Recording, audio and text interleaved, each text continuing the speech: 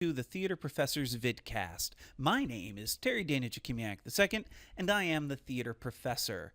Welcome back. For those that saw my Wonderlist tutorial, I'm moving on to a new tutorial that's geared more towards designers and artists. So if you are a designer or an artist, this tutorial, or well, this series of tutorials is going to be for you.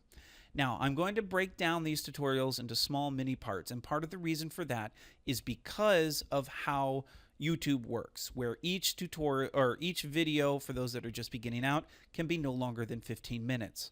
So if you don't learn anything in the first one, make sure not to forget about us. So please subscribe to the YouTube channel, which is The Theater Professor.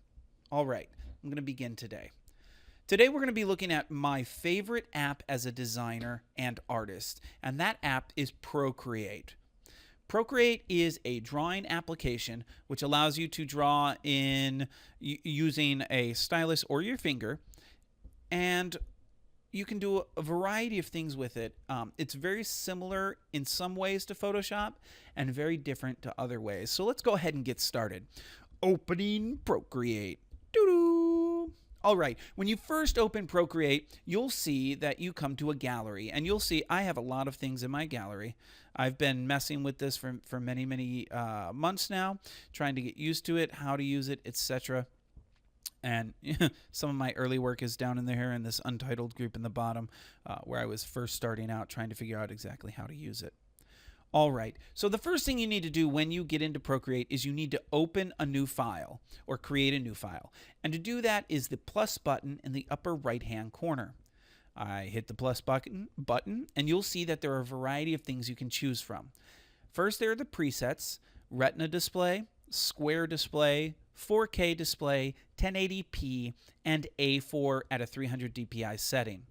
You can also create custom displays, and you can also import from iTunes and Dropbox and the clipboard if you want to. We're going to start in the preset section. Now, depending on the size you create, depends on how many layers you get to use. For those of you that do Photoshop, you know what I mean by layers. For those that don't do Photoshop or Adobe Illustrator, I'll explain layers at a later point in time. We're going to go ahead and start with 4K because I know how many exact layers we can get out of that. You click it, it opens up, and that white area there is the area that you're going to be drawing on. We're going to begin by using the paintbrush tool that is currently blue. That tool, if you click on it, you will see, that there are a variety of toolbars up top. If you have just purchased this app, which this app, when I purchased it, was $5.99, I believe it's still the same price. If you've purchased it, you get several categories in the app already, and those are sketching, inking, painting, airbrushing, textures, abstract, water, charcoal, didn't mean to do that, elements, spray paints, touch-ups, retro, luminance, industrial, and organic. Now, several of those, when I purchased it, were in-app purchases, but they've gone ahead and released them so that everybody can use them. We're going to start in sketching. And what I want you to do is, if you haven't already, I've got to reset this. 1 second, please. I adjust my brushes often, and I'll explain that later. I want you to choose the HB pencil. The next thing that I want you to do is up top in the right-hand corner is the color palette, or the ability to change your color. Go ahead and choose a darkish, blackish, or dark gray or something like that. I like to be in the blue-gray area. That's just a personal favorite of mine, and I've actually got it saved down at the bottom. As you create colors, you can actually pull those samples down to this palette on the bottom that scrolls back and forth. So for example, if you want a blue like this, notice in the top there's a split. What that shows is the previous color you were on and the current color you've changed to. If you click and hold on the color you've changed to, it gives you a little box which you can then drag down here. So for future use, all you need to do is click on that box, which is really quite nice. We're going to go back to my color over here. All right. Once you've chosen your color, come back out to your piece of paper, essentially. That's what I'll call it. On the left-hand side, you will see sliders that go up and down. This adjusts the size of your brush. Notice, though, that at 100% here, my brush is still very small. Well, there are settings within, and I'm going to show you in the HB pencil here,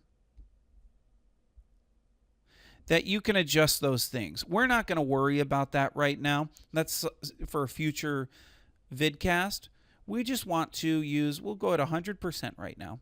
The second slider deals with your opacity. Okay, see, dark, light.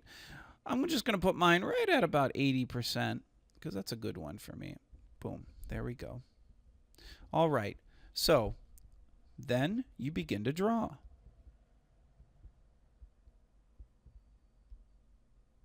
And I'm just going to draw a little. Ooh. All right, so here's a great example. I do not like that line. In the bottom left-hand portion, you can hit the undo. Boom, undone.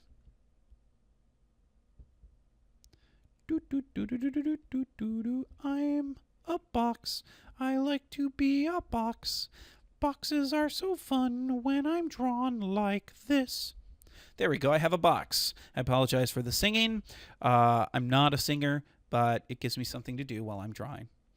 So you can see it looks like a box and it looks like it's drawn in pencil, and that's great. I love that. Now, one of the reasons I use Procreate over several other drawing applications is my ability to rotate and zoom in the screen without rotating or zooming in my iPad. So if you take two fingers and you touch the screen, you're able to rotate that piece of paper as well as zoom in on that piece of paper. I love this ability.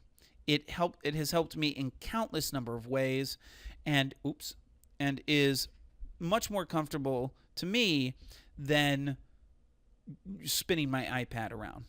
The other thing is if you take, you saw how mine just zoomed into its original setting, so I'm going to zoom back out. Voomp. Voomp. That's as zoomed out as I can go right now.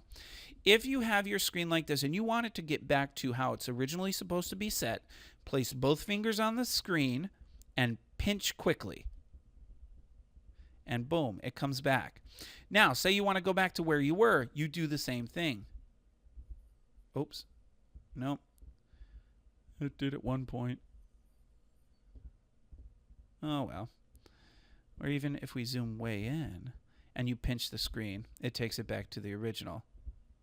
I love that ability. I love being able to. So say you've been painstakingly working on this corner right here, and you're like, oh, yeah, that's looking good. I love that corner. That is a nice corner. And you want to zoom out and see what it looks like? Quick pinch. Boom. There it is. Boom. Well, I'm going to use that noise in the future. All right. We've been using the paintbrush tool up top.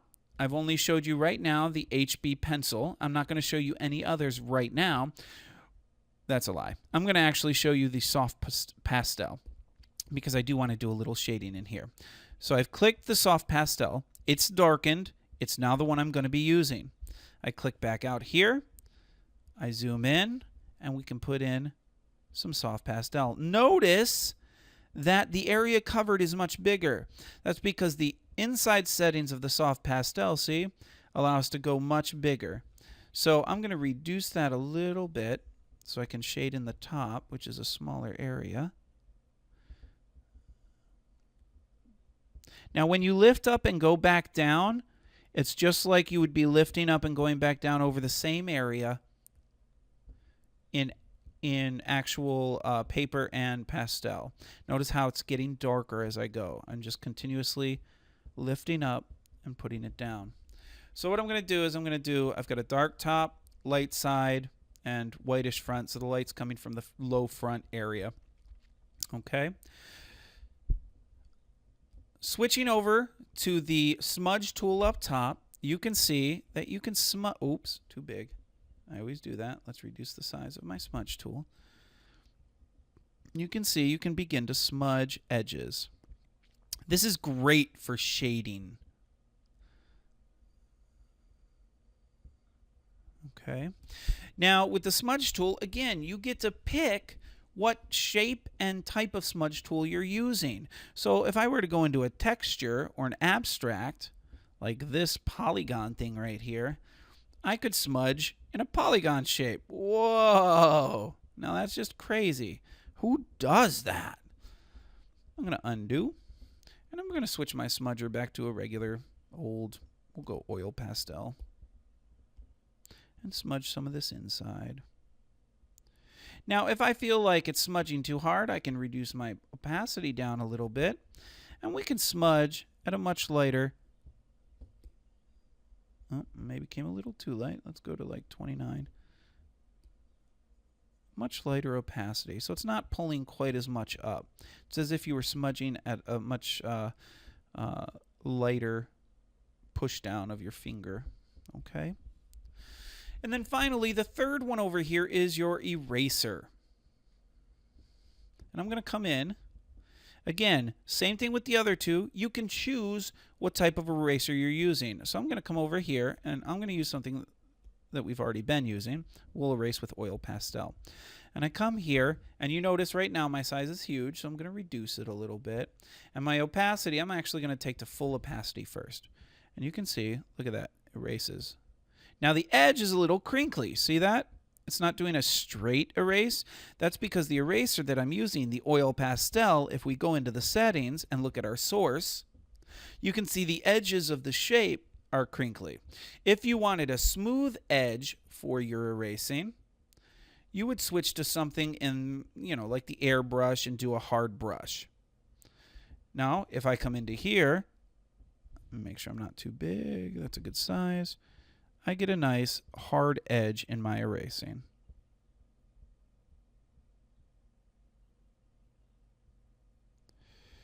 You can, I'm going to go back because I prefer the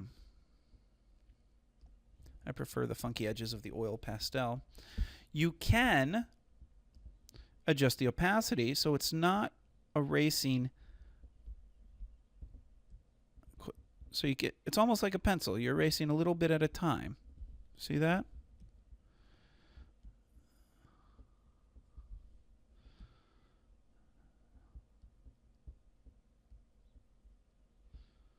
And there we go.